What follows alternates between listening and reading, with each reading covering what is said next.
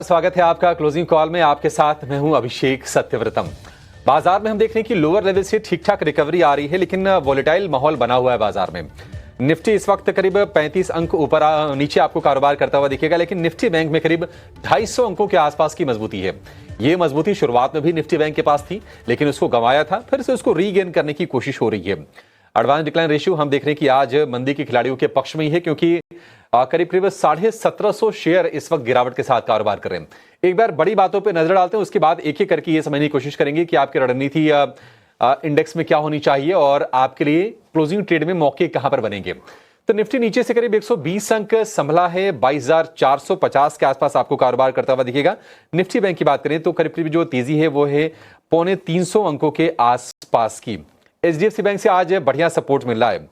IndusInd bank आज संभला है, लगातार 3 दिनों में करीब 35% टूटा, लेकिन आज संभल के करीब 3-3.5% की तेजी पर यह कारोबार कर रहा है। 693 रुपए के आसपास के भाव है, 5.5% की तेजी फिलहाल आपको इंडसइंड बैंक में दिखेगी। लेकिन अमेरिका में मंदी की आशंका है, महंगाई दर के आंकड़े आज आएंगे, उस पर नजर है। और उसके पहले हम देख रहे हैं कि भारतीय आईटी शेयरों का भी कॉन्फिडेंस काफी ज्यादा डिगा हुआ है। विप्रो, इन्फोसिस करीब 3 से 5% नीचे कारोबार करते हुए दिख रहे हैं। लेकिन मेटल, सरकारी बैंक और रियल एस्टेट कुछ और पैक्स हैं जहां पर आज प्रेशर देखने को साफ साफ मिल रहा है। हालांकि अगर हम विदेशी बाजारों से संकेतों को देखेंगे तो संकेत फिलहाल उतने कोई खराब नहीं है। यूरोप में बढ़त पर शुरुआत हुई है, कैक और डेक्स में 1% के आसपास की तेजी देख रहे हैं, और डाउ फ्यूचर्स भी करीब 120 अंक ऊपर कारोबार कर रहा है। तो बाजार में आपकी रणनीति को जरा समझते हैं कि क्या करना चाहिए। क्या बाय ऑन डिप्स का बाजार है या सेल ऑन राइज का बाजार है, इस पर चर्चा करेंगे और आपके लिए एक से बढ़कर एक ट्रेड भी लेंगे अपने एक्सपर्ट्स के जरिए। थोड़ी देर में हमारे सहयोगी भी हमारे साथ जुड़ जाएंगे, लेकिन अपने मेहमान को जोड़ते हैं। आज आपकी मदद करने के लिए हमारे साथ हैं सचिन गुप्ता। सचिन जी, बहुत शुक्रिया आपका समय देने के लिए, स्वागत है। इंडेक्स पर एक बार रणनीति आप शेयर कीजिए, क्या करना है अभी। फिर से हम देख रहे हैं कि 22,500 को रीगेन करने की दिशा में निफ्टी बढ़ रहा है। आपको लगता है कि तेजी करनी चाहिए इस लेवल से, या फिर अभी सेल ऑन राइज वाला ही मार्केट है? ये वेरी गुड आफ्टरनून। मुझे लगता है कि इंडेक्स स्पेसिफिकली अगर हम निफ्टी पर फोकस करें तो थोड़ा सा एक रेंज में ट्रेड होता हुआ नजर आ सकता है, और ऑन दी हायर साइड में हर्डल्स अभी भी इंटैक्ट हैं, जो कि हमने प्रायरली भी आपके चैनल के माध्यम से डिस्कस किए थे, और वो लेवल्स है करीब 22,600-700 के आसपास में। मुझे लगता है जब तक वो लेवल्स ब्रेक नहीं होते हैं तब तक सेल ऑन राइज की स्ट्रेटेजीज कंटिन्यू कर सकते हैं, बिकॉज वो लेवल्स ब्रेक होने के बाद में एक फर्दर अपवर्ड मोमेंटम्स कंटिन्यू होने की पॉसिबिलिटीज नजर आएगी निफ्टी के अंदर। जब तक एक रेंज लोअर साइड में 22,300, जो कि एक आज भी हमने एक सपोर्ट्स के रूप में वहां पर उन लेवल्स को रिस्पेक्ट करते हुए देखा, और अराउंड 22,300 के आसपास से एक स्लाइट मोमेंटम रिकवरी मूव जिसे हम बोल सकते हैं वो हमने निफ्टी के अंदर देखा है। हालांकि निफ्टी अभी भी थोड़ा सा नेगेटिव टोन में ट्रेड हो रहा है, बट 22,300 वो लेवल्स अभी भी इंटैक्ट है। While on the higher side में 22,600, 22,700 उन लेवल्स को एक रेजिस्टेंस अभी के लिए हम कंसीडर कर सकते हैं। मुझे लगता है जब तक वो लेवल्स ब्रेक नहीं होते हैं, एंड एक छोटे से स्टॉप लॉस के साथ में सेल ऑन राइज की strategies around that levels definitely करके चल सकते हैं। वाइल अगर हम बात करें बैंक निफ्टी की, तो बैंक निफ्टी अच्छा परफॉर्म करते हुए आज मॉर्निंग से ही देखने को मिला है। मिड ऑफ द सेशंस में हमने देखे थे कि थोड़े से जो गेन्स है वो फिजल आउट होते हुए नजर आए थे from the higher side, but वापस से रीगेन करता हुआ बैंक निफ्टी नजर आया, और ऑन द लोअर साइड में 47,800 काफी most important support levels bank Nifty में बने हुए हैं, जिसको बैंक निफ्टी यहाँ पर काफी रिस्पेक्ट करता हुआ नजर आ रहा है। मुझे लगता है कोई भी बैंक निफ्टी के अंदर जो अगर हम बात करें लोअर साइड ट्रेंड की, तो वो 47,800 के नीचे इनकेस अगर बैंक निफ्टी सस्टेन होता है तो फिर वो लोअर साइड में मोमेंटम ओपन होते हुए और लोअर साइड फर्दर लेवल्स जो है वो एक्सटेंड होते हुए नजर आएंगे। तो 47,800 के अगर ये लेवल्स ब्रेक होते हैं देन ओनली हम बैंक निफ्टी में सेलिंग के लिए देखेंगे। अदरवाइज मुझे लगता है थोड़ा सा उन सपोर्ट्स के साथ में अपसाइड के लिए यहाँ पर मोमेंटम प्ले करके यहाँ चला जा सकता है। निफ्टी में जरूर एक रेंज है, और जब तक वो रेंज है sell on rise buy on dips की स्ट्रेटेजीज कंटिन्यू करी जा सकती है। सो रेंज है, और इस रेंज को बिल्कुल फोकस में रखना होगा निफ्टी के लिए। इन पर्टिकुलर 22,600 22,700 के लेवल ये रेंज है जिस पर नजर रखें, और तब तक सेल ऑन राइज की ही रणनीति अपनाने की राय इस वक्त मिलती हुई। मार्केट में इस वक्त मेजर कंट्रीब्यूटर्स यानी कि जो स्टॉक्स इस वक्त बाजार को संभालने का काम कर रहे हैं, इस लिस्ट में बैंकिंग प्लेयर्स हैं। HDFC bank, Kotak Mahindra bank, ITC, Tata Motors और बजाज फाइनेंस भी इस लिस्ट में शामिल हैं। और गिरावट जहां से हाथ लगी, आज कह सकते हैं कि the sector which is just not performing, IT sector, भारी बिकवाली का दबाव पूरे के पूरे सेक्टर में दिन की शुरुआत से ही देखने को मिल रहा है। आईटी मेजर्स ही अगर आप देखेंगे गिरावट का रुझान देख रहे हैं। इन्फोसिस 5% की गिरावट, टीसीएस में भी हम देख रहे हैं ऑलमोस्ट 2% की गिरावट का ट्रेंड। सिर्फ लार्जर प्लेयर्स ही नहीं, छोटी मझौली आईटी कंपनियों में भी बिकवाली का दबाव, और इसी के साथ भारतीय Airtel, axis bank, HCL technologies जैसे काउंटर्स भी हैं जो कि पहले 5 खिलाड़ी हैं लार्जर प्लेयर्स में जो इस वक्त बाजार में कमजोरी पैदा करने का काम कर रहे हैं। सेक्टर स्पेसिफिक बाजार की चाल को अगर आप देखेंगे, financial services, bank Nifty, banks and finance in particular हैं जो कि इस वक्त बाजार की कमान संभाल रहे हैं। Automobile, health care, diagnostic, pharma को भी इस लिस्ट में जोड़ सकते हैं। एनर्जी और एफएमसीजी कुछ हद तक बाजार को सपोर्ट कर रहे हैं। Metal, mid select, real estate और आईटी पैक है जो कि बिकवाली का दबाव झेल रहे हैं। लेकिन चलिए अब हमारे एक्सपर्ट से उनके क्लोजिंग ट्रेड्स यानी कि लास्ट आवर ऑफ ट्रेड में स्टॉक स्पेसिफिक रिकमेंडेशन क्या है वो जान लेते हैं। क्लोजिंग ट्रेड्स का रुख करते हैं।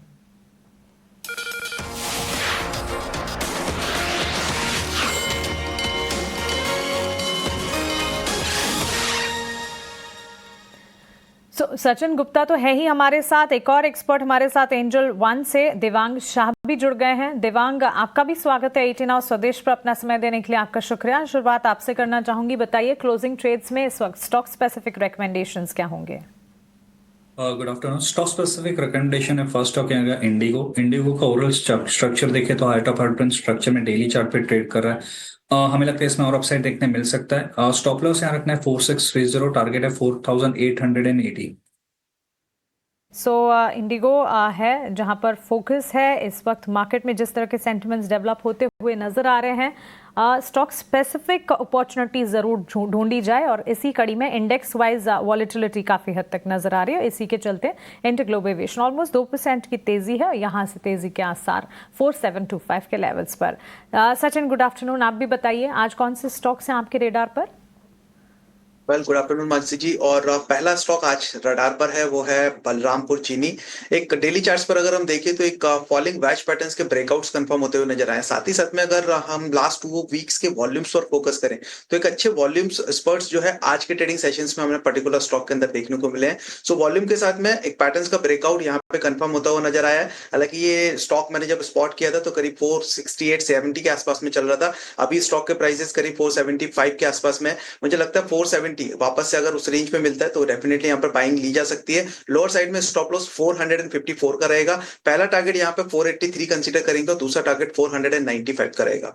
मेरा दूसरा स्टॉक यहाँ पर है वो है एमसीएक्स, और एमसीएक्स के अंदर भी कुछ बाइंग सेटअप्स बनते हुए नजर आए। इवन हम बोल सकते हैं कि बुलिश रिवर्सल जैसे पैटर्न्स जो है वो यहाँ पे फॉर्म हुए हैं ऑन द डेली चार्ट्स। मुझे लगता है एक रिकवरी मूव जो है पर्टिकुलर स्टॉक के अंदर कमिंग डेज में देखने को मिल सकता है। सो 4740, 4750 के आसपास में यहाँ पर भी बाइंग की सलाह दूंगा।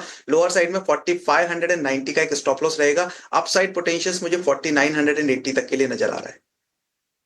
हमारे दोनों एक्सपर्ट से 2 और स्टॉक्स को एक बार वॉच आउट करने की गुजारिश मैं जरूर करूंगी। बुलेटिन में आगे सचिन और देवांग आपसे इंड स्विफ्ट और ट्रू कैप फाइनेंस पर राय जरूर लेना चाहेंगे, बिकॉज स्विफ्ट और ट्रू कैप फाइनेंस को लेकर 18 आवर स्वदेश ने बड़े सवाल उठाए हैं। रिसर्च कर हमने बताया है, इनफैक्ट कई बड़ी बल्क डील के बाद जुलाई से दोनों शेयरों में करीब 50 से 80% तक की गिरावट है।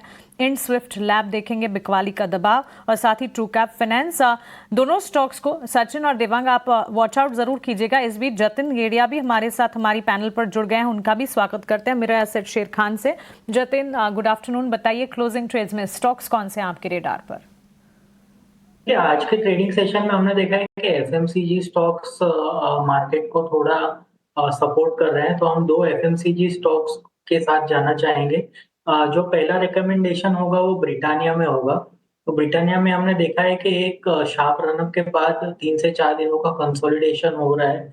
हमें लगता है ये कंसोलिडेशन ऊपर की तरफ ब्रेकआउट आएगा, तो ब्रिटानिया में लॉन्ग करने की सलाह रहेगी। स्टॉप लॉस रखना होगा 4710 का, और ऊपर में टारगेट हम एक्सपेक्ट कर रहे हैं 4950 के।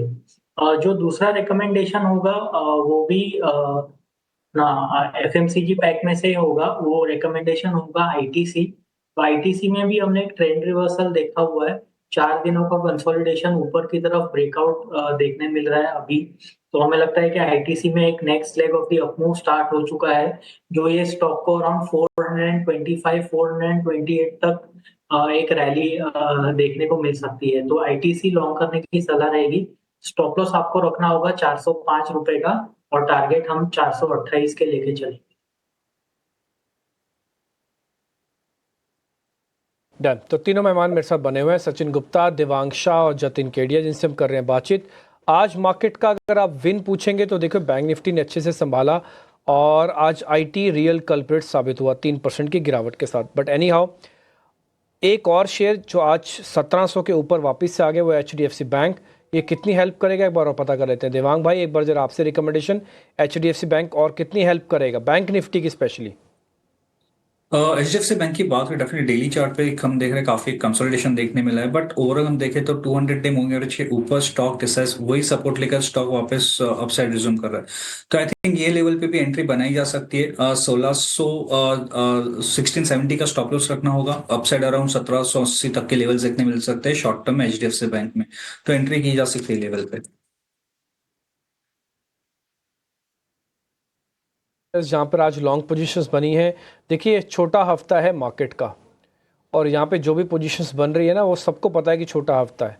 ऐसा नहीं कि सिर्फ एक कोई आदमी को पता है, पूरे सबको पता है। तो जो पोजीशंस बनाई जा रही हैं वो डेलिबरेटली सोच समझ के बनाई जा रही हैं। आज आप देखो कोटक महिंद्रा बैंक के अंदर क्या बढ़िया से है, इसका इंट्राडे चार्ट दिखाओ कोटक महिंद्रा बैंक का, आपको साफ साफ दिखेगा कैसे पोजीशन किया है इसने शेयर को। इसका ना आप 6 महीने वाला चार्ट भी दिखा पाओगे आप? 6 महीने का भी दिखाना और 52 वीक भी दिखाना, साल का भी दिखाना, और अगर 3 महीने दिखा सकते हो वो भी दिखाना। आपको किसी भी चार्ट में नेगेटिव नहीं आएगा, ठीक है ना। ये 6 महीने में देखो करीब 9%। अब 3 मंथ का भी दिखाना, 3 मंथ का, 3 मंथ्स में 12%, और अब 1 मंथ का भी दिखा दो, 1 मंथ भी दिखाओ आप, 1 मंथ अगर दिखा पाओगे तो 52 वीक में भी 14% है। तो अगर आप कोटक महिंद्रा जैसे बैंक को लेके बैठे हो तो 1 साल, 6 महीना, 3 महीना, 1 महीना, 1 महीने का भी आ गया, 1 महीने में भी देखो आपको नेगेटिव नहीं है, प्लस है। तो ऐसे थोड़ा सा चुनाव करो कि जो मार्केट की उथल पुथल में भी अपने आप को स्ट्रांग खड़े हैं और इंडिविजुअल प्ले बन रहे हैं। क्या ये बैंक निफ्टी का पार्ट नहीं है? क्या बैंक निफ्टी 5000 पॉइंट तोड़ी थी, इसको नहीं तोड़ सकती थी? तोड़ सकती थी। थोड़ा सिलेक्शन गंभीर होना चाहिए, बस इतना ही काम है हमारा और आपका और सभी एक्सपर्ट्स का। सचिन भाई, एक बार आपके रिकमेंडेशन, कोटक महिंद्रा बैंक में जिसके भी पैसे बन रहे हैं, क्या 2000 पे एक बार बेच दे या फिर ये लंबी रेस का घोड़ा है? गुड आफ्टरनून निपी जी। वेल, मुझे लगता है पार्शियल प्रॉफिट एक बार लॉक करना चाहिए, बिकॉज मल्टीपल टाइम्स हमने देखा है कि यही एक लेवल्स है 1995 के आसपास के, और अराउंड दैट लेवल से जो है वो स्लाइड वीकनेस जो है काउंटर्स के अंदर इनिशिएट होती हुई नजर आती है। हालांकि रिसेंटली भी अगर हम देखें तो पिछले this is the 3rd week यहाँ पर अगेन इसने यही सेम लेवल्स को अटेम्प्ट किया है आज के ट्रेडिंग सेशंस में 1995 1997 के आसपास में। आप देखना ये रहेगा कि कितना रिलायबल है, यहाँ पर ब्रेकआउट मिलता है या वापस से फेल होता है। तो इसीलिए मेरे हिसाब से पार्शियल एक बार प्रॉफिट यहाँ पर लॉक करने की सलाह दूंगा, और रिमेनिंग पोजीशंस को डेफिनेटली होल्ड करके रखिए। लंबी रेस का घोड़ा हो सकता है, जैसे ही 2000 के ये लेवल्स ब्रेक करेगा, अपसाइड मोमेंटम करीब 2100 2150 तक के लिए भी कंटिन्यू होता हुआ दिखाई दे सकता है, बिकॉज मल्टी टाइम्स के ब्रेकआउट्स यहाँ पर हैं। इवन 2022 पर भी अगर मैं जाऊं तो नवंबर 2022 एंड इवन मई 2023 में भी अराउंड दैट लेवल्स के आसपास से जो है वो फर्दर हमने रिवर्सल्स कंटिन्यू होते हुए देखे थे ऑन द लोअर साइड में। सो यस, मल्टी ईयर्स के ब्रेकआउट्स हैं। 2000 मोस्ट इंपॉर्टेंट लेवल्स है, ब्रेक करते ही 2100 2150 could be the next level जो कि हमें देखने को मिल सकता है। बट अभी के लिए जिस तरीके का मार्केट है, पार्शियली लॉक कीजिए profit, remaining positions definitely hold कीजिए। ठीक है, डन, पॉइंट टेकन है सर। और इस बीच आज लेवल के हिसाब से हम क्लोजिंग से बहुत ज़्यादा दूर भी नहीं होंगे, अभी 2:45 बज चुके हैं। अगर आप देखेंगे ना तो करीब 170 पॉइंट की बढ़त अभी भी बैंक निफ्टी में, जो कि 48,000 के ऊपर है। बल्कि निफ्टी थोड़ा स्ट्रगल कर रहा है आज, उसको आज 22,500 नहीं मिल रहा because of IT weightage. 3% IT टूटा हुआ है और इसकी वजह से वो आ नहीं पा रहा। लेकिन अगर क्लोजिंग में दोनों को मिल जाए, एक को 48,000 और एक को 22,500, तो बहुत अच्छा होगा। ट्रस्ट में, आप होली बहुत अच्छे से मनाएंगे। ऐसा नहीं कि वैसे होली ख़राब है, बट लेवल के हिसाब से होली और अच्छी हो जाएगी। ये जो आज 3% आईटी कट लगा हुआ है ना, आंखों में चुभ रहा है आज। ये आज सब कुछ चंगा सी टाइप था, ओपनिंग ठीक हुई, सब कुछ ठीक था। इंडसन की गिरावट काफ़ी हद तक रुकी, कुछ और बैंकों ने पार्टिसिपेट भी किया, लेकिन आज आईटी प्रॉब्लम में आया और ज़बरदस्ती की प्रॉब्लम में आया। ऐसा कुछ है नहीं जो कि आईटी को भी डिस्टर्ब करे, बट आईटी का स्टॉक्स आज टूटे हैं बहुत ज़ोर से। एक और शेयर है जो 11% महंगा हो चुका है अब अपने बॉटम से, जो कि 200 के आसपास का बताया जा रहा था। उस शेयर का नाम है जियो फाइनेंस। एक बार ज़रा दिखाना। जियो फाइनेंस के नाम से कंपनी होगी, 222 रुपये की चल रही है। 200 रुपये आया हुआ था, 22 रुपये बढ़ने के बाद 10 रुपया महंगा हो गया अब, क्योंकि 200 पे बहुत अच्छा वैल्यू बाय बन रहा था। काफ़ी सारे लोगों ने बोला कि ले लो। बाद में दो खबर भी आ गई, इन्होंने एक एसबीआई के साथ करार किया पेटीएम का अपने पेमेंट वॉलेट के लिए, और एक कुछ और खबर भी थी। आज डेज हाई पे बंद कर रहा है। दिवांग शाह, एक बार जरा आप इसको चेक करोगे, जियो फाइनेंशियल सर्विसेज। फाइनेंस की बात करें तो स्टॉक में जो ओवरऑल ट्रेंड था नेगेटिव था, बट आज जिस तरीके से अपसाइड देखने मिला है, आई थिंक एक बार 226 इसके अब अगर स्टॉक डिसाइसिवली ट्रेड करता है तब इसमें एंट्री की जा सकती है। उसके बाद अराउंड सपोर्ट स्टॉक के अराउंड 210 का बन रहा है, तो यहाँ पे वेट एंड वॉच करने की सलाह रहेगी। 226 से एक बार अबाउ ब्रेक करता है तब जाके इसमें एंट्री की सलाह रहेगी जियो फाइनेंस। जियो फाइनेंस 200 रुपये के आसपास आखिर रुका, वहां से थोड़ी चलने की कोशिश जरूर है, लेकिन बाजार का जो मूड खराब है लगातार, उसमें हम देख रहे हैं कि एसआईपी वाले जो निवेशक हैं उनका भी मोह भंग हो रहा है म्यूचुअल फंड से। और इसके अलावा स्पेशली जो इक्विटी म्यूचुअल फंड है उसमें काफ़ी ज़्यादा हम देख रहे हैं कि प्रेशर देखने को मिल रहा है। एमफी के डेटा क्या कहते हैं, जो म्यूचुअल फंड का संगठन है, ये सारे के सारे आंकड़े लेकर और उसके मायने क्या है बताने के लिए हमारे सहयोगी शरद दुबे हमारे साथ जुड़ गए हैं। शरद, एसआईपी निवेश हालांकि अभी भी देखिए नंबर्स हेल्दी हैं, बट ये कि हाँ गिरावट का ट्रेंड है और 3 महीने में ये सबसे कम है। बताइए बाकी आंकड़े किस तरह के दिख रहे हैं आपको? जी बिल्कुल अभिषेक, अगर आंकड़ों की बात करें तो ओवरऑल एसआईपी जो है 3 मंथ लोस पे है, 26,000 करोड़ के जस्ट थोड़े नीचे आए हैं। लेकिन याद रखिए फरवरी का जो महीना होता है ना, वो 2 या 3 सेशंस कम होते हैं, तो अगर वो 2-3 दिन सेशंस रहते तो ये 26,000 के ऊपर कंफर्टेबली जो है जो ट्रैवल कर रहा रहता है। लेकिन एक चीज़ मैं बता दूं कि ओवरऑल एसआईपी को लेके ज़्यादा चिंता नहीं है, लेकिन जो इन्फ्लोज आ रही है खास करके जो आपके इक्विटी सेगमेंट पे, वहाँ पे प्रॉब्लम ज़रूर है। 10,000 करोड़ का जो है डाउनटिक देखने मिला है मंथ ऑन मंथ बेसिस पे, अपने 10 मंथ लोस पे आया है। वही अगर हम बात करें आपके स्मॉल कैप और मिड कैप इंडेसेस की, तो यहाँ पे मंथ ऑन मंथ बेसिस पे जो इन्फ्लोज आई है लगभग 34 से 35% का यहाँ पे भारी गिरावट देखने मिला है। ऑफकोर्स अगर एयूएम्स की बात करें, टोटल एयूएम हुआ या इक्विटी एयूएम हुआ, ये भी जो है वो आप एक्सपेक्ट कर सकते हैं 8 से लेकर 9 महीने के निचले स्तर पे। और ये वाकिफ भी है इसलिए क्योंकि मार्क टू मार्केट जो होता है वो पूरी बाजार में गिरावट आई है, तो वो इम्पैक्ट आपको एयूएम्स में भी देखने मिला है। सेक्टोरल फंड्स की भी बहुत चर्चा हो रही थी, इसमें अगर हम बात करें तो यहाँ पे भी जो है बड़ी गिरावट आई है, लगभग 40% से ज़्यादा का मंथ ऑन मंथ बेसिस पे। एनएफएस लगातार दूसरे स्ट्रेट मंथ में जो है भारी गिरावट आई है।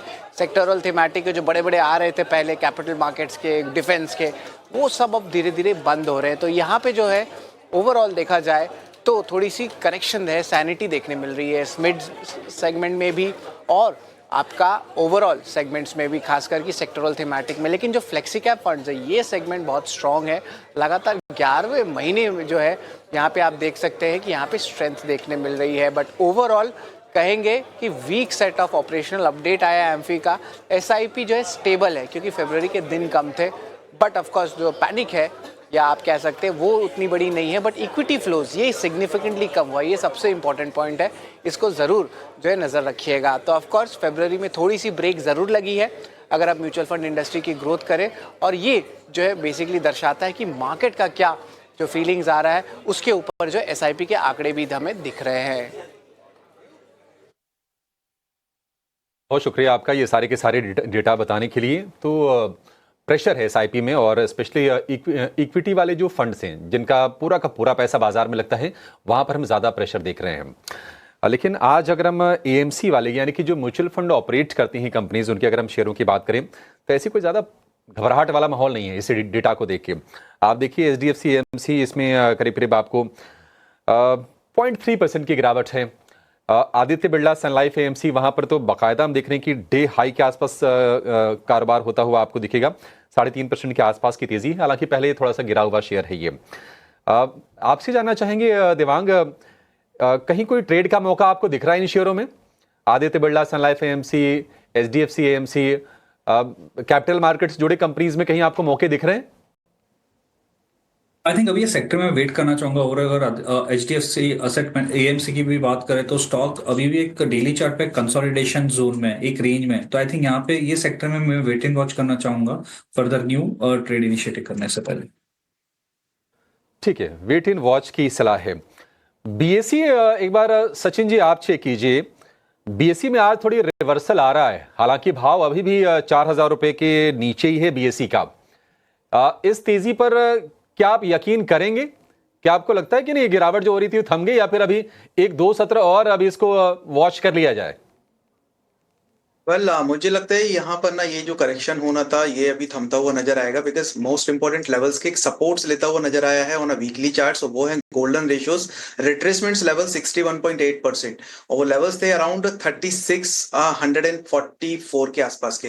इवन ये हफ्ते में जो लोज लगे वो करीब 36,82 के अराउंड के लगे, तो ऑलमोस्ट जो है वो सपोर्ट्स अपने गोल्डन रेशियोज के लेने के बाद में स्टॉक में यहाँ पर रिवर्सल कंटिन्यू होता हुआ दिखा है। वीकली के साथ साथ अगर डेली पर भी थोड़ा सा फोकस करें, सो ऑलरेडी स्टॉक अपने ओवरसोल्ड टेरिटरीज के पास में था, वहां से भी स्लाइड रिवाइव होता हुआ नजर आ रहा है। आज कुछ वॉल्यूम्स के साथ में ये रिवर्सल कंटिन्यू होता हुआ दिखा है। मुझे लगता है अभी इमीडिएट बेस स्टॉक के अंदर इमीडिएट सपोर्ट 3640 के आसपास में बन गया है, और यहां से एक फर्दर रिकवरी करीब 4200 4300 तक के लिए वापस से देखने को मिल सकती है। सो बाइंग सेटअप स्लाइड्स बनते हुए दिख रहे हैं, बट सपोर्ट्स पर अगर फोकस करें स्पेसिफिकली, सो वो नजर आ रहा है करीब 3640 के आसपास में, जो कि इस हफ्ते में कंफर्म होता हुआ दिखा है। पॉसिबिलिटीज पूरी है 4200 4300 के इमीडिएट टारगेट्स को टेस्ट करने की।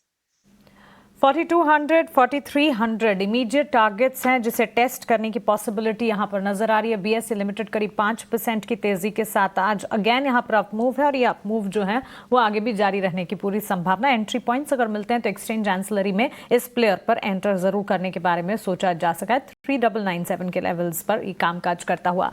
लेकिन सचिन जी, जैसे कि मैंने आपको बताया था, दो कंपनियां हैं इंड स्विफ्ट और true cap finance. ET now स्वदेश का एकमात्र लक्ष्य सिर्फ ये नहीं है कि बाजार की हलचल हमारे दर्शकों के सामने रखें, लेकिन बाजार में क्या सिनेरियोज पैन आउट होते हुए दिख रहे हैं, क्या कोई सावधानी बरतने की जरूरत है, ये भी लगातार हम डीप डाइव रिसर्च कर बताते रहते हैं। और इसी कड़ी में ये दो स्टॉक्स है जिसका जिक्र आज सुबह हमने किया, और हमारी खास सेगमेंट ET नाउ स्वदेश एक्सरे में इसे शामिल किया है। इंड स्विफ्ट लैब और ट्रू कैप फाइनेंस, दरअसल दोनों कंपनियों को लेकर मामला उठा है। एक फार्मा कंपनी, एक NBFC, और दोनों में कोई ताल्लुक नहीं है, बावजूद इसके प्रमोटर क्रॉस होल्डिंग का मामला सामने आया। दोनों कंपनियों के शेयरों में गिरावट भी दिख रही है। सचिन, अगर आप इनके चार्ट से एक बार देख पाए, हमें बता पाए, क्योंकि ET नाउ स्वदेश की इस खबर के बाद इंपैक्ट जो है बनता हुआ जरूर देखने को मिला है। मानसी जी, सबसे पहले यहाँ पर इंस्विफ्ट लैब की बात करते हैं। स्टॉक के अंदर सबसे एक मेन इंपॉर्टेंट पॉइंट जो मैं हाईलाइट करना चाहूंगा, यहाँ पर वॉल्यूम्स काफी लो है। 1,21,000 अप्रोक्सीमेट आज के ट्रेडिंग सेशंस में वॉल्यूम्स दिख रहे हैं। तो स्टॉक का अगर हम देखें यहाँ पे 52 वीक लो करीब जो है 81 के आसपास में, जो कि रिसेंटली टेस्ट होता हुआ नजर आया है। स्टॉक का स्ट्रक्चर टोटली वीक है, lower top lower bottom formations बनते हुए नजर आए हैं। हालांकि लोअर साइड से 81 के जो लाइक 52 वीक्स लोज लगे थे, वहां से एक स्लाइट रिकवरी मूव जरूर देखा था, but on the higher side 104 105 उन लेवल्स को टेस्ट करने के बाद वापस से यहाँ पे वीकनेस बनी है। एंड बहुत ज्यादा वॉल्यूम्स यहाँ पे इनिशिएट होते हुए नजर आ नहीं रहे हैं। मेरे हिसाब से तो इस तरीके के स्टॉक्स से थोड़ी सी दूरी बनाए रखना ही ज्यादा बेटर है, और फर्दर हो सकता है कमिंग डेज में अगर 81 के ये लेवल्स और ब्रेक होते हैं तो फिर डाउनसाइड और एक्सटेंड होती हुई नजर आ सकती है पर्टिकुलर स्टॉक के अंदर। सचिन जी, हमारा भी इरादा यही है, और इसीलिए हमारी इस खास मुहिम ET नाउ स्वदेश एक्सरे के तहत इस तरह के जो स्टॉक्स जहां पर वॉच आउट करना है, सावधानी बरतनी है, लगातार हमारी रिसर्च के जरिए हमारे व्यूअर्स के सामने हम रखते हैं। और इसी कड़ी में कई सारे स्टॉक्स पहले भी हमने बताए हैं, और वंस अगेन इंड स्विफ्ट और ट्रू कैप फाइनेंस पर ET नाउ स्वदेश के सवाल उठने के बाद जो इम्पैक्ट हुआ आपके स्क्रीन पर है, और दोनों ही शेयर जो है वो धड़ाम होते हुए गिरावट ऑलमोस्ट 47% इंड स्विफ्ट में, ट्रू कैप फाइनेंस में अगर आप देखेंगे करीब 83% तक की देखी जा चुकी है। लेकिन चलिए आगे बढ़ेंगे और कुछ और स्टॉक्स का जिक्र करते हैं और टाटा मोटर्स की बात करते हैं। एनालिस्ट बैठक का में JLR को लेकर अच्छी कमेंट्री से टाटा मोटर्स में आज 2% की मजबूती है। क्या कुछ हुआ बैठक में, डिटेल्स लेकर हमारी सहयोगी सृष्टि शर्मा हमारे साथ जुड़ गई हैं। सृष्टि, बताइए। जी हाँ, टाटा मोटर्स पे फोकस है क्योंकि कंपनी की एनालिस्ट मीट हुई थी जिसमें कि 5 बड़े की टेकअवेज हम आपको बताते हैं। सबसे पहले उनका जेएलआर का बिजनेस, जहां पर पिछले 9 महीने में अगर जेएलआर का इबिट मार्जिन देखें तो उस पर कहीं ना कहीं वॉल्यूम्स के चलते प्रेशर था और ये भी काफ़ी अनसर्टन हो रहा था कि पूरे साल में जो उन्होंने 8.5% की मार्जिन गाइडेंस दी है कहीं वो अचीव करेंगे या नहीं। तो उस पर कंपनी ने क्लैरिफिकेशन और अपना भरोसा फिर से जताया है कि वो अपनी मार्जिन गाइडेंस को पूरी तरीके से मीट कर सकते हैं। इसके अलावा हालांकि आने वाले टाइम के लिए जो ग्रोथ आउटलुक है वो इतना अभी उत्साहजनक नहीं है क्योंकि टैरिफ को लेकर, डिमांड को लेकर बहुत सारी चीज़ें चल रही हैं, जहां पे कंपनी का कहना है कि यूएस टैरिफ के चलते जो इम्पैक्ट होगा वो कंपनी कॉस्ट सेविंग या फिर प्राइस हाइक्स को लेकर जो है पूरा करने की या उसकी भरपाई करने की कोशिश करेगी। वहीं अगर डिमांड आउटलुक की बात करें तो फिलहाल यूएस की जो डिमांड है वो होल्ड अप कर रही है। साथ ही चाइना जो कि एक बड़ा मार्केट है टाटा मोटर्स के लिए, वहां पर थोड़ी उथल पुथल जरूर है और थोड़ी चीजें जो हैं ज्यादा अच्छी नहीं दिख रही हैं। अब बात करें इनके इंडिया बिजनेस की तो वहां पे भी कंपनी की double digit EBIT margin guidance जो उन्होंने पहले दी थी उस पर डटे रहने की उन्होंने पूरी अपनी कोशिश जताई है। साथ ही उनका ये भी कहना है कि आने वाले जो नए लॉन्चेस होंगे उसके चलते सेल्स को सहारा जरूर मिल सकता है। कमर्शियल व्हीकल सेगमेंट पे भी पॉजिटिव आउटलुक है। तो अगर पूरी तरीके से देखें तो फिलहाल चीज़ें ठीक लग रही हैं टाटा मोटर्स के लिए, पर वित्तीय वर्ष 2026 के लिए जो आउटलुक है वो इतना उत्साहजनक नहीं है। पर जी हाँ, स्टॉक इतना पिटने के बाद आज थोड़ा उछाल जरूर दिखा रहा है। ओके, सो एनालिस्ट मीट के टेकअवेज और ये जो टेकअवेज के ट्रिगर्स थे उसके ठीक बाद हम देख रहे हैं कि पिटाई पिछले एक साल में करीब 35% की गिरावट झेल चुका है स्टॉक, लेकिन आज ही के आज और इस हफ्ते में जो है मोमेंटम यहाँ पर बिल्कुल बनता हुआ देखने को मिला है। जतिन जी, टाटा मोटर्स पर एक राय आपसे जानना चाहेंगे। वैसे तो नए वित्त वर्ष के लिए उम्मीदें कम नजर आ रही है, लेकिन कई सारे फिगर्स, कई सारे फैक्टर्स हैं जो कि पॉजिटिव भी सामने आ रहे हैं इस एनालिस्ट मीट के टेकअवेज में। क्या राय होगी टेक्निकली 3.25% की तेजी के साथ 668 के लेवल्स पर टाटा मोटर्स? देखिए, टाटा मोटर्स में डेली चार्ट्स के ऊपर एक ट्रेंड रिवर्सल है। पिछले 4 दिनों का कंसोलिडेशन ऊपर की तरफ आज के ट्रेडिंग सेशन में ब्रेकआउट आया है और अच्छे खासे वॉल्यूम भी है। हमें लगता है ये स्टॉक 687 से 695 के लेवल्स तक ये जो करंट रैली है वो कंटिन्यू रख सकता है। अब ब्रेकआउट है, इसके लिए हमें लगता है कि आने वाले दिनों में रैली कंटिन्यू रह सकती है। अगर जो कोई करंट लेवल्स पे फ्रेश लॉन्ग पोजीशंस बनाता है तो 645 का एक स्टॉप लॉस जरूर है। राय टाटा धीरे धीरे ही सही, बट निफ्टी भी अपनी गिरावट को थोड़ा थोड़ा कम कर रहा है। मेरे को लगता है शायद क्लोजिंग होते होते तक एक बार आप निफ्टी पर भी हरा निशान देख लेंगे। अगर ऐसा हो जाता है तो बहुत ही काबिल तारीफ है, क्योंकि आज आईटी इंडेक्स के लाल निशान के बावजूद और ठीक बड़ा कट होने के बावजूद भी अगर निफ्टी हरे निशान में आता तो ये फाइटिंग स्पिरिट्स को बताने के लिए सफिशेंट है। और मैं फिर से आपसे बोलता हूँ बॉस, अगर मार्केट आज 48,000 और 22,500 आपको दिखा के और क्लोज करके चला जाता है तो आपकी होली थोड़ी और अच्छी मनने जा रही है, आप ऐसा समझ लेना। और हो सकता है second half of the March series भी थोड़ी और कवरिंग आ जाए बाज़ार के अंदर, तो ये रास्ते खोलेगा 22,800 तक की। आज की क्लोजिंग बहुत मैटर करती है, ऑल दो ये 24-25 पॉइंट भी समझे जा सकते हैं, बट ठीक है फिर भी। एनी हाउ कुछ स्टॉक्स और चेक करवा लेते हैं आज के मेहमानों से जो कि BTST के कैंडिडेट है, और मैं बता रहा हूँ स्ट्रॉन्ग कैंडिडेट होंगे जिनके बारे में मैं जिक्र कर रहा हूँ। ये मैं वॉल्यूम के साथ जोड़ के आपको शेयर बताऊंगा। अदानी ग्रीन्स एक बार दिखाओ जरा आप, और इसकी फ्यूचर वाली प्लेट भी दिखाना। गुड, ये भी अच्छा कि आपने दिखा दी। देखो जैसे निफ्टी आईटी ने कितना बड़ा प्रेशर बनाया हुआ है, थोड़ा सा रिकवरी निफ्टी आईटी के अंदर आती है तो बाजार उसको इमीडिएटली मल्टीप्लाई बाय 2 करके रिएक्ट कर रहा है, क्योंकि सब कुछ चंगा सी टाइप है, बट आईटी का प्रेशर है। एनी हाउ अब अडानी ग्रीन्स एक बार जरा दिखा दो, इसकी फ्यूचर वाली प्लेट भी दिखाना प्रोड्यूसर जी। इसमें क्या होगा कि वॉल्यूम भी है और प्राइस एक्शन भी है, तो शायद हो सकता है ये कल परसों तक भी चल जाए। जतिन भाई एक बार जरा आप चेक करोगे अडानी ग्रीन्स? देखिए, अडानी ग्रीन की अगर जो मैं बात करूं तो हमें लगता है कि एक बुलिश फ्लैग पैटर्न बना है। ये स्टॉक में निचले स्तरों से एक अच्छी खासी रिकवरी देखने मिल रही है। तो हमें लगता है कि आज या कल ड्यूरिंग दी आने वाले 1 से 2 ट्रेडिंग सेशन में एक ब्रेकआउट जरूर देखने मिलेगा। हमें लगता है कि ये स्टॉक 900 तक की रैली के लिए अच्छा लग रहा है। BTST यस डेफिनेटली बाय करके चला जा सकता है। स्टॉप लॉस आपको रखना होगा 830 का। ठीक है, डन, पॉइंट टेकन है। अभी कह रहे हैं कि इसको BTST किया जा सकता है, लगाओ इस पर BTST वाली स्टैंप और इसको लेके जा सकते हो आप। एक और शेयर भी इसी कड़ी के अंदर है जहाँ पे आज बिल्डअप काफ़ी स्ट्रॉन्ग है और शायद 2-3 दिन और भी चल जाए। वो शेयर का नाम है MCX, 4800 के आसपास का शेयर है। एक बार जरा ये भी दिखाओ सचिन गुप्ता, जरा आप इसको चेक करो MCX को। जी डिम्बी जी, और काफी अच्छा मोमेंटम है इसमें, और ऑलरेडी स्टॉक हमने रिकमेंड किया हुआ है अभी ही इसी शो में, और अपसाइड मोमेंटम्स काफी अच्छे लग रहे हैं। डेफिनेटली 1 से 2 ट्रेडिंग सेशंस में अपवर्ड मोमेंटम्स कंटिन्यू होने की पूरी पॉसिबिलिटीज है। एक अच्छा रिवर्सल डेली चार्ट्स पे फॉर्म होते हुए नजर आए, which is clearly indicating further strength, further reversal. So possibilities पूरी है, अपसाइड पोटेंशियल्स 4900 और 4980 तक के लेवल्स को चेस करने की। एक शेयर में और पता कर लेता हूँ, थोड़ा मैं डिफेंसिव भी रखता हूँ अपने आप को, एकदम से सुपर एग्रेसिव नहीं करता। उसमें नाम है लॉरस लैब का, फार्मास्यूटिकल की कंपनी है लॉरस लैब। एक बार जरा वो भी दिखाना और उसका फ्यूचर वाली प्लेट भी दिखाना, लॉरस लैब। ठीक, देवांशा एक बार जरा आप चेक करना लॉरस लैब। लॉरस लैब की बात करें, डेफिनेटली डेली चार्ट पे काफी अच्छा एक स्ट्रॉन्ग पैटर्न बना है, स्टॉक में ब्रेकआउट देखने मिला है, तो ये भी BTST में कैंडिडेट है। 575 का स्टॉप लॉस रखने की सलाह होगी, अपसाइड अराउंड 600 तक के लेवल्स देखने मिल सकते हैं लॉरस लैब में।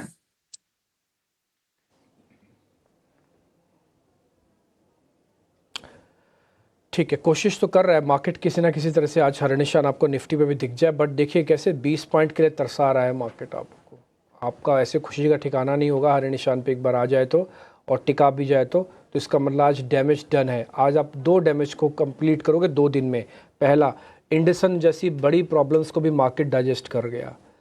दूसरा, ग्लोबल मार्केट्स का जो सेल ऑफ हो रहा है, सेकेंड डे चल रहा है, उसको भी मार्केट डाइजेस्ट कर रहा है।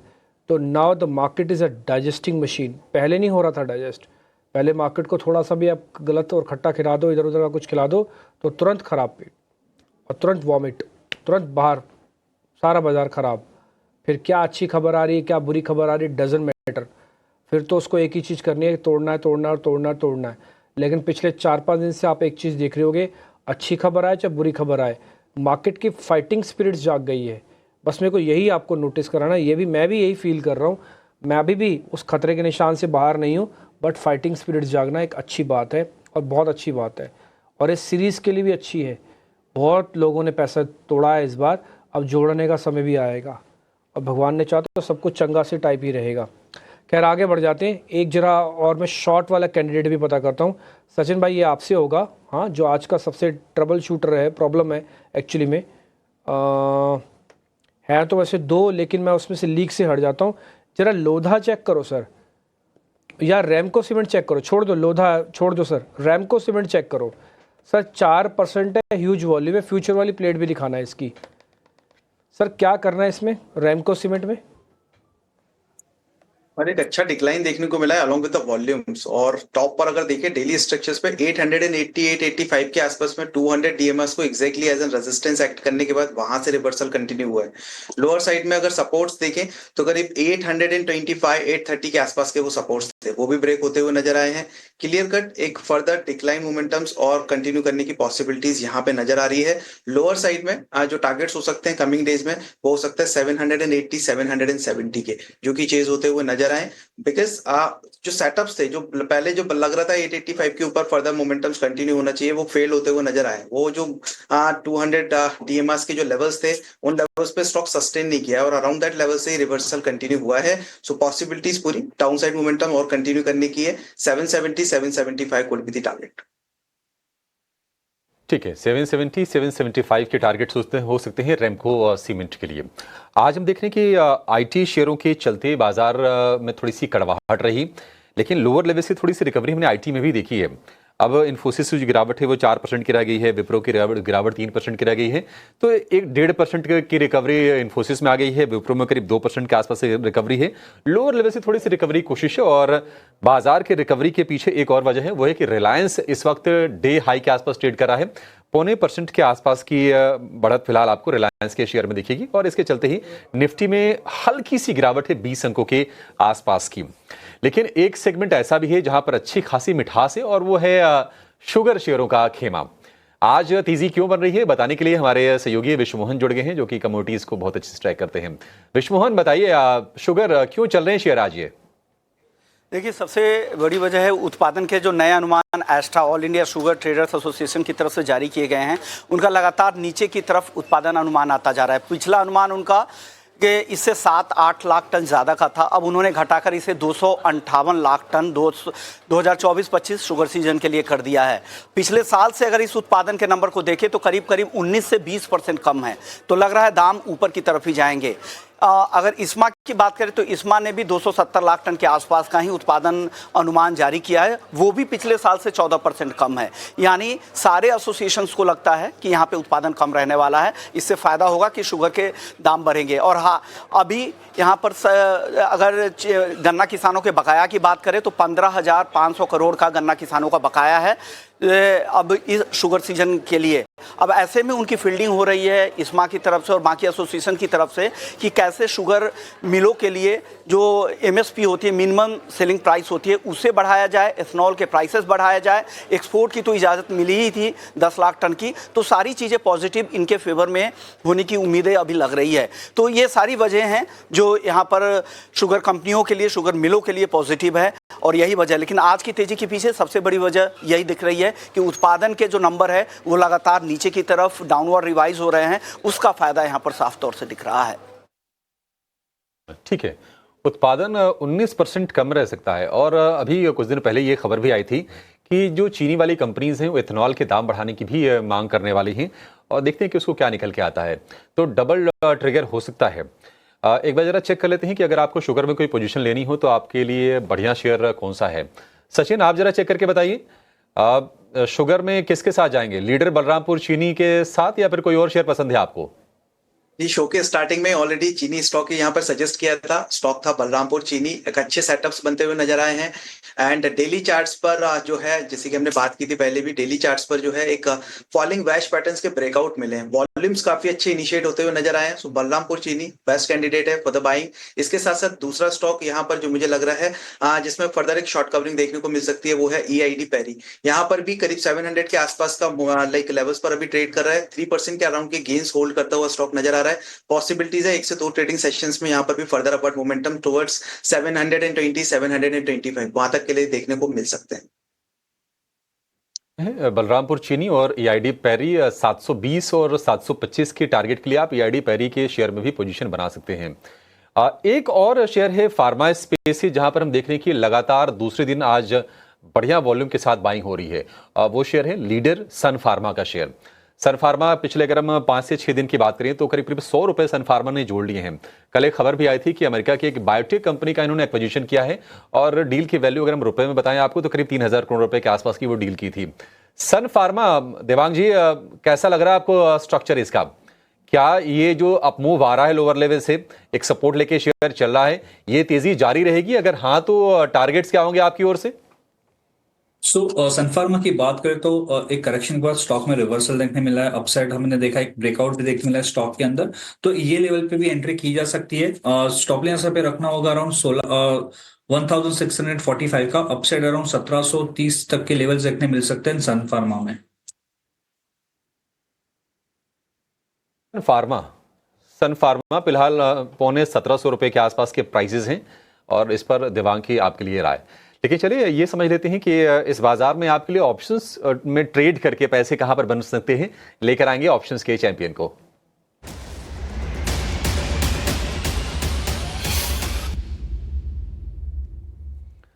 रेलिगेयर ब्रोकिंग के अजीत मिश्रा हमारे साथ हैं। अजीत, बहुत शुक्रिया आपका समय देने के लिए। बताइए क्या आपने स्टडी की है, ऑप्शंस में कहां मौके हैं आपके हिसाब से? शुक्रिया अभिषेक, देखिए जिस तरीके की अभी रोलर कोस्टर राइड देख रहे हैं हम ड्यूरिंग दिस कंसोलिडेशन, थोड़ा सा मुझे लगता है कि अब जो सेक्टर साइडलाइंस पे थे जहां पे कि थोड़ी स्टेबिलिटी बनती नजर आ रही है, उसमें से FMCG एक ऐसा नाम है जहां पे एटलीस्ट डिक्लाइन कुछ टाइम से बंद हो गया है और अब कुछ साइन दिख रहे हैं रिकवरी के भी। तो विद इन रिकवरी स्टार्टिंग हो रही है, या फिर आप कह सकते हैं कि जहां पे फ्रेश पिवट फॉर्म हो रहे हैं, उसमें से ब्रिटानिया एक ऐसा नाम है जिसने आज अपने 20 EMA के ऊपर क्लोज देने की इंडिकेशन है। मुझे लगता है कि जिस तरीके से यहाँ पे इसमें मूव आ रहा है एक स्ट्रॉन्ग रिकवरी के बाद, पॉसिबली नेक्स्ट लेग में करीब 49-49 तक के लेवल स्टॉक में आपको देखने को मिल सकते हैं। और वहीं पे क्योंकि बेस अभी फॉर्म किया है इसने काफी टाइट रेंज में रह के, तो रिस्क रिवॉर्ड फेवरेबल है, तो एक कॉल ऑप्शन के थ्रू उसको आप प्ले कर सकते हैं इस मूव को। जो 4800 वाली कॉल जो करीब 74 के पास ट्रेड कर रही है, इसको लॉन्ग करने की रिकमेंडेशन होगी 50 के स्टॉप लॉस के साथ 130 तक के टारगेट्स के लिए।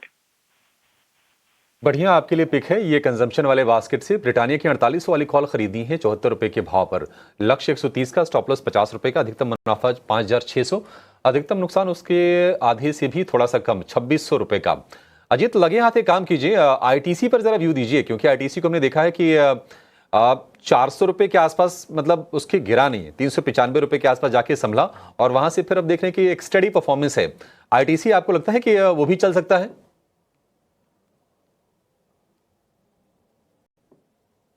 अजीत से हमारा संपर्क टूट गया है, कोई नहीं, आप ब्रिटानिया के साथ जाइए, हम आईटीसी किसी और से पता कर लेते हैं। सचिन आप जरा चेक करके बताइए, आईटीसी क्या लगता है कि ये शेयर भी सही प्राइस पॉइंट पे है?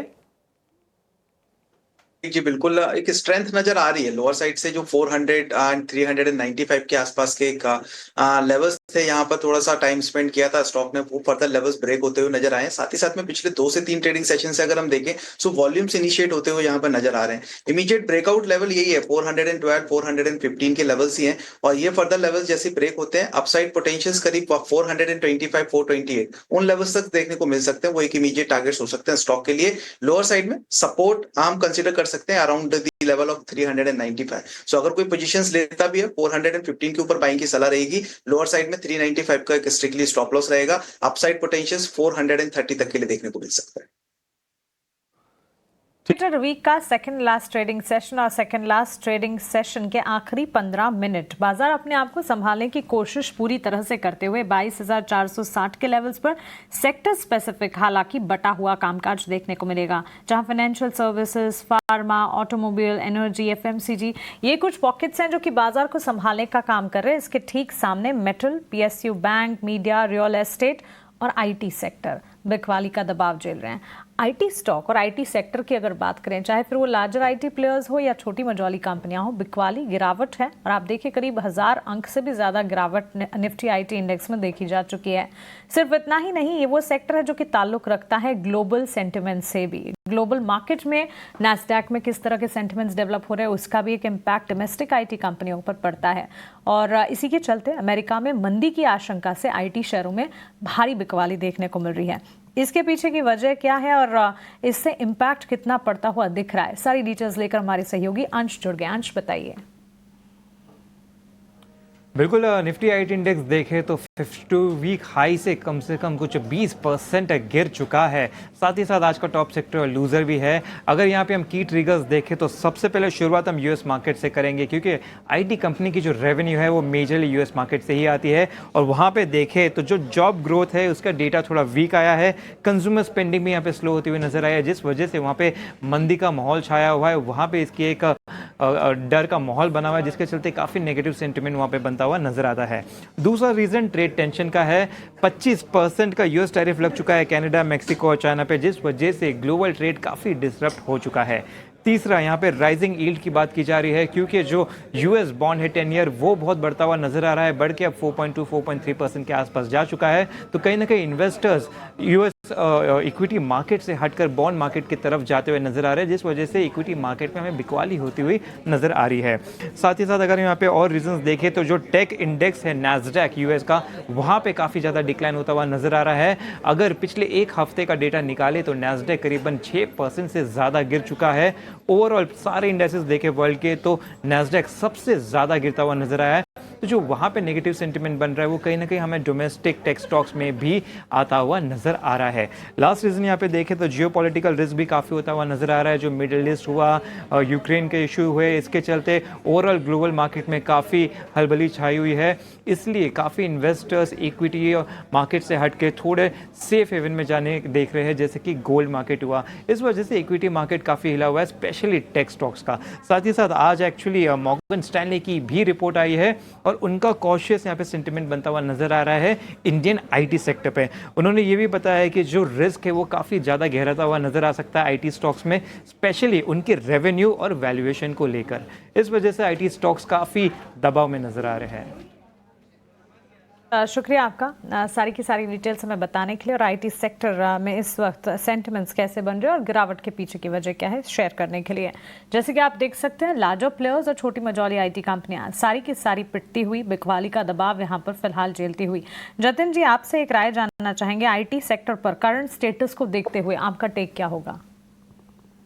ओवरऑल इसमें कोई दो राय नहीं है कि जो वीकनेस है वो डेफिनेटली है आईटी स्टॉक्स में, लेकिन हमें लगता है कहीं ना कहीं ये जो फॉल है वो over stretch on the down side है। डेली चार्ट्स के ऊपर अगर जो मैं मोमेंटम इंडिकेटर्स को देखूं तो एक पॉजिटिव डाइवर्जेंस बन रहा है।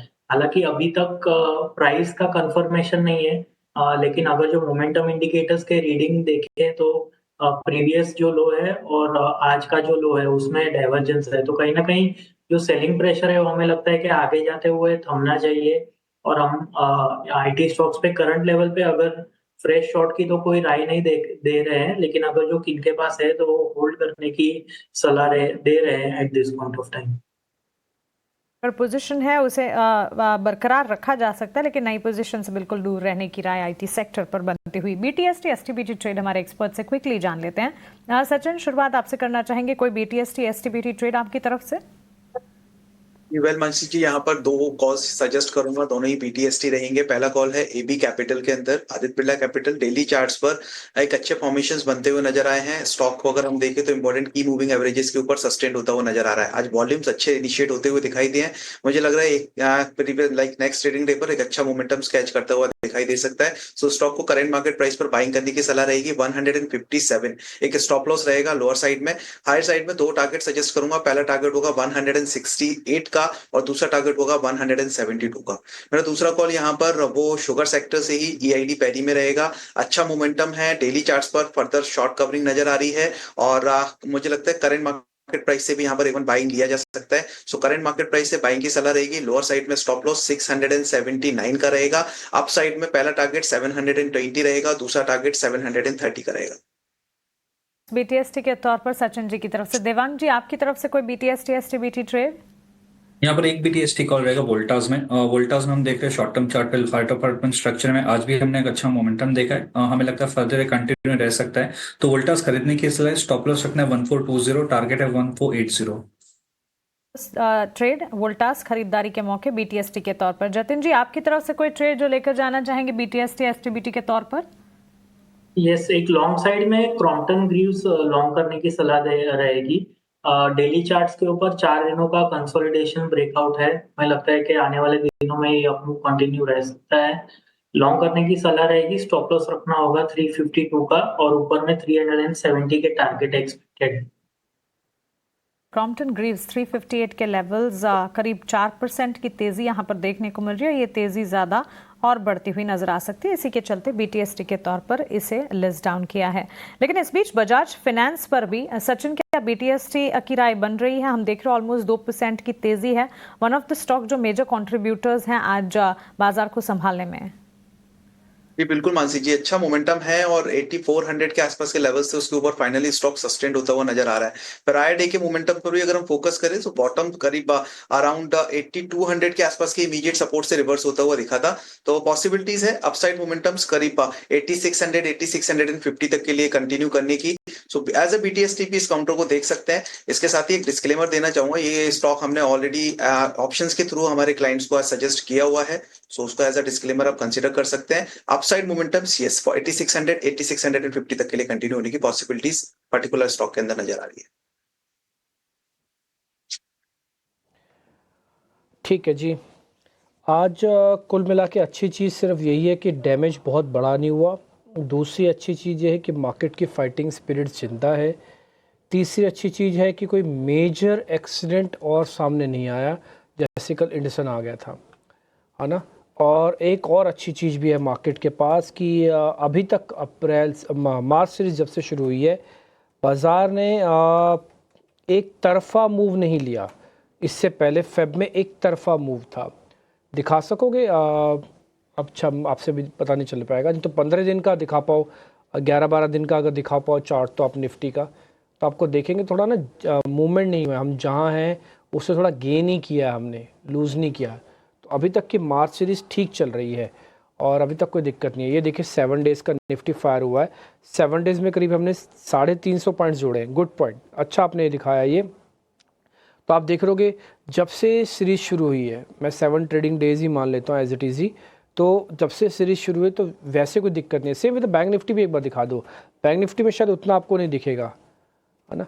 तो कुछ चीज़ें ठीक हो रही हैं, लेट्स सी, देखते हैं क्या होता है अभी आगे चल के। और लेकिन अभी सीरीज़ है, ये देखो आप बैंक निफ्टी के अंदर भी अगर सबको जोड़ दिया जाए इंक्लूडिंग आज का ट्रेड भी, तो सिर्फ 63 पॉइंट है। एथिकली देखा जाए तो 0.13% ही है, क्योंकि ये हो गया ना एंडरसन वाला काम। अगर एंडरसन का काम नहीं होता तो फिर कोई दिक्कत ही नहीं थी, ये भी आपको बढ़िया से ट्रेड दिखाता। ठीक है, चलिए आगे बढ़ते हैं। अब जरा गेनर्स की तरफ आता हूँ। मैं खासकर कुछ जरा मिड कैप शेयर्स भी पता करता हूँ। कैसे हम मिड कैप शेयर्स नहीं पता कर पाए, तो जरा मैं मिड कैप शेयर्स लेके आता हूँ, उनके सामने जरा पता करते हैं। फिनिक्स मिल्स एक बार ज़रा शेयर दिखाएंगे। फिनिक्स मिल्स के नाम से कंपनी है, फार्मास्यूटिकल्स उसकी कंपनी है, रियल एस्टेट की, मुंबई की कंपनी है फिनिक्स मिल्स। एक बार ज़रा दिखाएंगे फिनिक्स मिल्स। जतिन भाई एक बार ज़रा चेक करना फिनिक्स मिल्स को। देखिए फिनिक्स मिल्स में हमें लगता है कि उपलिस आज आई थिंक पिछले ट्रेडिंग सेशन में एक ब्रेकआउट जरूर आया था, लेकिन आज फॉलो थ्रू बाइंग इंटरेस्ट देखने नहीं मिला है और ये अपने एवरेजेस को जाके टेस्ट कर रहा है। हमें लगता है कि एक डिप और इसमें आ सकती है अराउंड 1580। इसके लिए इसमें कोई लॉन्ग करने की सलाह नहीं रहेगी एट दिस पॉइंट।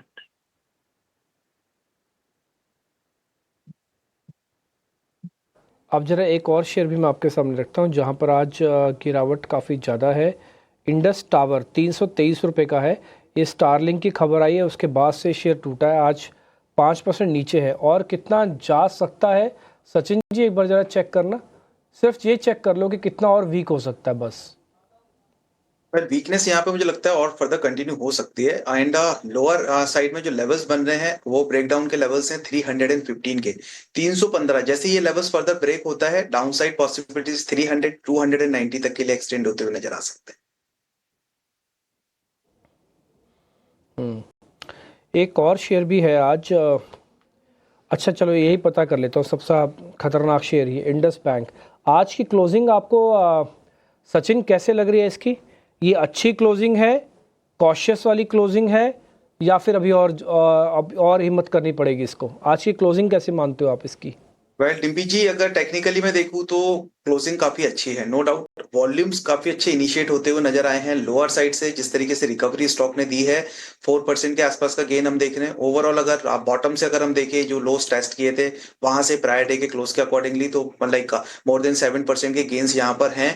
बट अभी भी अगर हम देखें अदर मोमेंटम रीडिंग्स पर, लाइक RSI पर अगर मैं बात करूं तो वो भी थोड़ा सा ओवरसोल्ड होता हुआ अभी भी यहाँ पर बना हुआ है। साथ ही साथ में एक नेगेटिव क्रॉसओवर अभी भी इंटैक्ट है। सो अगर आप बात कर रहे हैं क्लियरली यहाँ पर कि मोमेंटम किस तरीके का है, सो डेफिनेटली टेक्निकली अगर हम यहाँ पे देखें ऑलरेडी स्टॉक इंडिकेट करता हुआ नजर आ रहा है फर्दर स्ट्रेंथ को through the volumes. So like उसके कैटेगरी के अकॉर्डिंगली देखें तो मोमेंटम है। बट यस जिस तरीके का सिनेरियो यहाँ पर है और फर्दर कुछ और न्यूज निकल कर आती है इससे रिलेटेड, तो फिर कंसर्न्स और बढ़ सकते हैं, फर्दर वीकनेस और बढ़ सकती है। सो बाइंग के सजेशंस बिल्कुल नहीं है, बट यस टेक्निकली अप्रोच बहुत अच्छी है, वॉल्यूम्स काफी अच्छे हैं। ठीक है, डन। अब मैं आपको दिखाता हूं कि आज सेक्टोरली कहां पे डैमेज हुआ और कहां पे गेन हुआ। सबसे ज़्यादा आज गेन में रहा वो था निफ्टी का प्राइवेट बैंक। निफ्टी का प्राइवेट बैंक, क्योंकि कल इंडसन टूटा आज वो भी चला, तो निफ्टी का प्राइवेट बैंक का इंडेक्स सबसे ज़्यादा चला। PVT बैंक कहते हैं इसको, निफ्टी PVT बैंक लिखेंगे ना आ जाएगा, यस ये वाला। दूसरा हेल्थ केयर का इंडेक्स ठीक था आज का, फार्मा का ठीक था, ऑटोस का ठीक था बिकॉज ऑफ टाटा मोटर्स की वेटेज की वजह से। ठीक, नुकसान IT में हुआ, रियल एस्टेट में भी हुआ। निफ्टी का रियल एस्टेट का इंडेक्स भी दिखा दो, Nifty real estate and Nifty IT, इन दोनों के अंदर आज थोड़ा ज़्यादा ही नुकसान हुआ है। और रियल एस्टेट के अंदर मैंने अभी आपको एक कंपनी भी दिखाई थी फिनिक्स मिल्स बाकायदा। अब आते हैं टॉप गेनर्स कौन कौन से बने आज मार्केट के। उसमें आज बढ़िया ट्रेड जो रहा वो था BSE के अंदर, पुल बैक स्ट्रॉन्ग था, डेज हाई पे बंद करके गया।